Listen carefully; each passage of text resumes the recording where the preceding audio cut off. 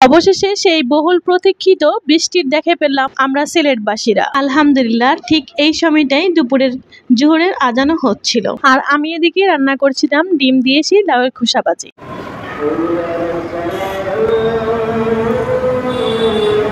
আসসালামু আলাইকুম এভরিওয়ান, সবাইকে ওয়েলকাম করছি আজকে নিউ একটি ব্লগে। এক ফোঁটা বৃষ্টি, কড়া রোদ, উত্তপ্ত পরিবেশ, প্রচন্ড গরম, সব যেন মুহূর্তেই শীতল হয়ে যায়। মহান আল্লাহই পারেন সাগরের পানিকে উড়িয়ে নিয়ে মেঘ আকারে জমা করতে। সেই মেঘ তিনি হাঁকিয়ে নিয়ে যান, সেখান থেকে বর্ষণ করেন বৃষ্টি।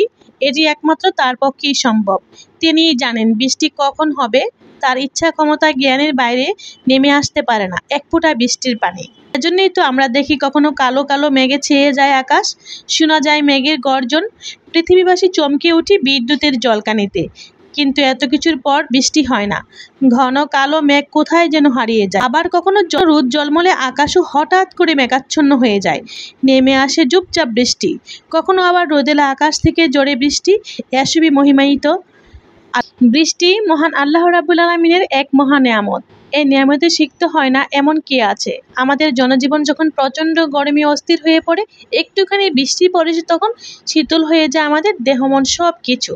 তৃষ্ণার্ত জীবন রহমতের বাড়ি দ্বারাই পরিতৃপ্ত হয়, সজীব হয়ে ওঠে ফসলের মাঠ প্রান্তর আমাদের চারপাশ। বৃষ্টির পূর্বে আমি রান্না শুরু করে দিয়েছিলাম। তো এই সময়টা আমার মামুনিরা যতটুকু সম্ভব ধারণ করেছিল, আর আমি এদিকে দুপুরে রান্না করছিলাম। সবশেষে রান্না করছিলাম এই লাউয়ের খোসা ভাজি। শ্রদ্ধেয় বড় ভাইয়া ও ভাবি দুজনেই আমার ভিডিওগুলো দেখে থাকেন, লাইক কমেন্ট করে অথবা আমাকে কল দিয়ে প্রায় সময় উৎসাহিত করে থাকেন।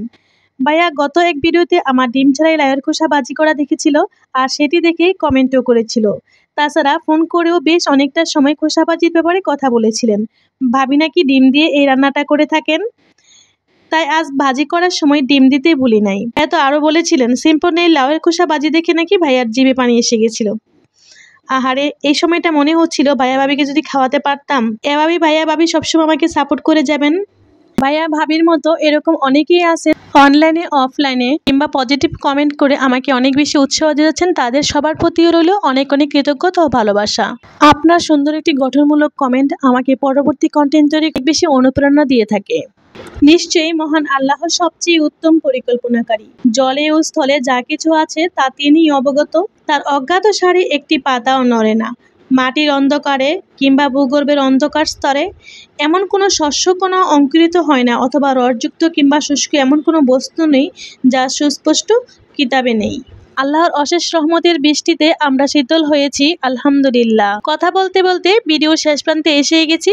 ভিডিওতে কোনো একটি অংশ যদি ভুল করে থাকি ক্ষমা সুন্দর দৃষ্টিতে দেখবেন। ভিডিওতে কোনো একটি অংশ যদি আপনার ভালো লেগে থাকে প্লিজ একটি লাইক দিয়ে যাবেন। আবারও কথা হবে পরবর্তী সুন্দর একটি ভিডিওতে।